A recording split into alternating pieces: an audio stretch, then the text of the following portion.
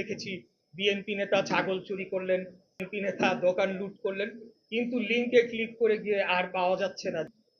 এই বর্তমান উপদেষ্টার কথায় প্ররোচনায় এসে আমাদের উপরে হামলা করে এবং তাদেরকে নির্মমভাবে আঘাত করে এবং একজন তাকে ছুরি দিয়ে স্ট্যাব করা হয় বা একপাক্ষিক সাংবাদিকতা সেটি কিন্তু নিরসন করা যায় না, তারা রয়ে গিয়েছে।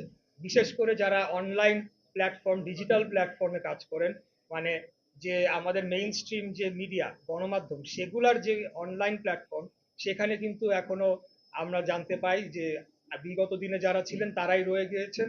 এবং যেহেতু সোশ্যাল মিডিয়া এখন একটি বড় মাধ্যম, সেখানে ফটো কার্ডের মাধ্যমে বিভিন্ন বিভ্রান্তিমূলক তথ্য ছড়িয়ে আমাদেরকে বিএনপিকে মিডিয়া ট্রায়ালের মুখোমুখি করা হচ্ছে।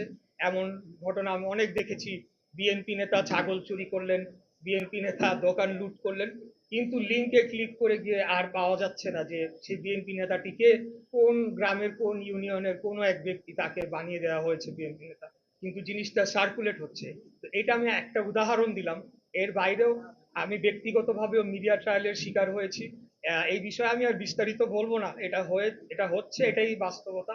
কিন্তু পাশাপাশি এও বলতে চাই, এটা একটা অংশ, আর মিডিয়ার আরেকটা অংশ আমাকে তারা বুকে আগলে রেখেছে, তারা সব সময় আমাকে প্রোটেকশন দিয়েছে এবং তারা সত্যটি তুলে ধরার চেষ্টা করেছে। যখনই আমি তাদেরকে ডেকেছি তখনই আমি তাদেরকে পাশে পেয়েছি, এটিও আমার স্বীকার করে নিতে হবে। ধন্যবাদ।